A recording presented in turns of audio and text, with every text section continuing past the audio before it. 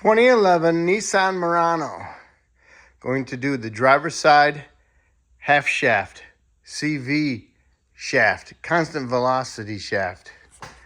All right, so what I need to do is jack it up, support it, remove the front tire, and need to remove the cotter pin on the axle shaft so you have access to the nut. And also you want to remove the cotter pin on the outer tie rod end if it has one, so you can remove that also. Okay, the axle nut is a 32 millimeter. Yep, 32 millimeter. Bing! And the tie rod end nut is an 18. Once you get the 18 millimeter nut off the tie rod end, you want to hit the knuckle with a medium-sized sledge. Break the taper loose. All right. So now you can move this back and forth. And I always just tap on this to make sure that it's loose, and put some some penetrant oil in there. Then you want to take this clip out of the brake line right here, and then you want to take off these nuts for the strut to the knuckle, and always hold on to the bolt with your wrench just in case these are splined. Won't know that until after we start taking it apart. Or you can take out the lower ball joint. I think this is a better way because to me it's easier to take the two bolts out, slide it out, and pull the whole thing this way and push that way. Also, you get the ABS wire for the sensor. Undo that also, just so you don't be breaking your wire. All right, here we go. And these are 21. 21, 21. 21 for the nuts, 21 for the bolts. Okay, the bolts aren't splined. All right, they're just smooth, and they're not egg-shaped for alignment anywhere. So you're safe with that. Also, I took out the clip with this pair of side cuts, and then I can get the line out of there. The next I can do is go ahead and remove my other bolt, and watch out. It might have some tension on it, so you might want to pry down on the lower control arm a little bit to ease the pressure on it, so you get the bolt out and then release it. All right, there's no tension on it. I used it in my impact to unthread the bolt. Now I got my pry bar in there and I separated it. As I'm separating it, the half shaft's coming apart, so go ahead and tap it in as you're pulling this apart. Okay, so then you can go ahead and pull the whole knuckle out this way, push the half shaft in, and then you can go ahead and take your knuckle assembly and turn it possibly this way. So that way you can take out the half shaft this way, because you got the link on the back side. Okay, here we are. So now, what you want to do is go underneath with your pry bar, you know, one with the curve on the end of it, and go under behind the half shaft in between the trans and pop it out. Sometimes there's no room, sometimes there might be an edge. You can go on that. So we're going to do this and get ourselves a drain pan in case I lose some fluid. Okay, here we are. I don't know if you can see it, but there's an edge on there. And what you want to do is go like that, really fast and hard, and pop that axle out, okay? Yeah, okay. So it takes two hands. Okay, it popped out on me. Now I'll go up here and grab a hold of the shaft and level it and pull it straight out. Try not to damage the seal.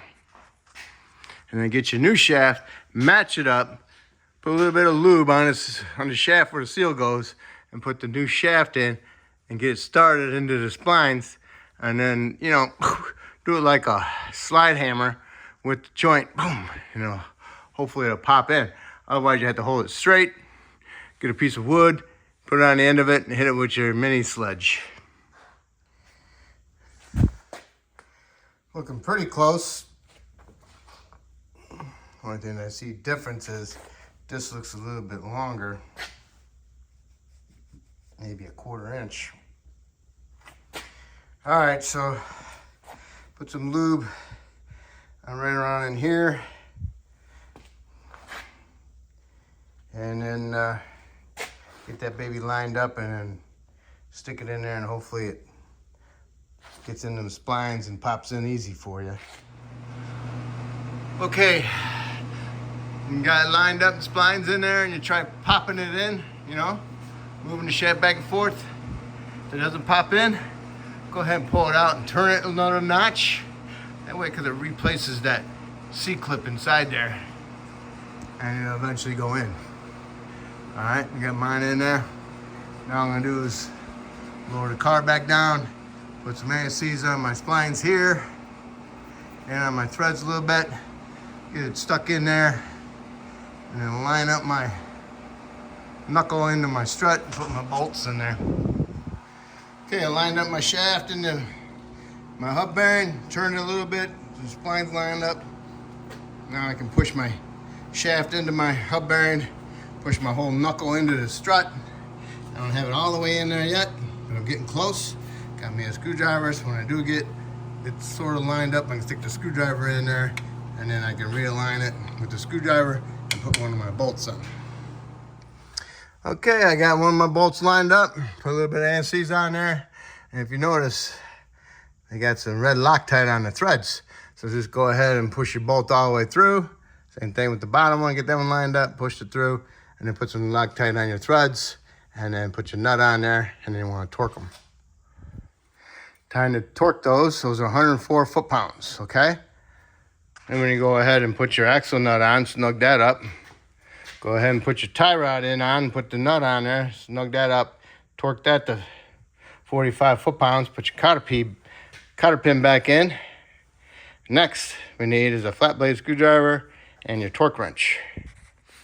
All right, got your torque wrench on there, got it set to 130 foot-pounds.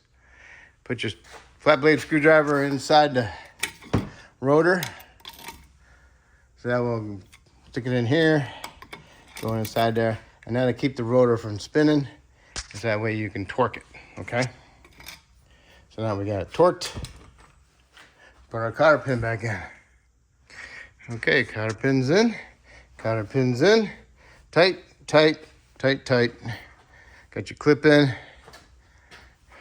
all the way, and that's it. Now all you can do is go ahead and put your tire on, torque your lug nuts. I'm gonna say 100 foot-pounds or 90 foot-pounds, and that will complete this job, all right?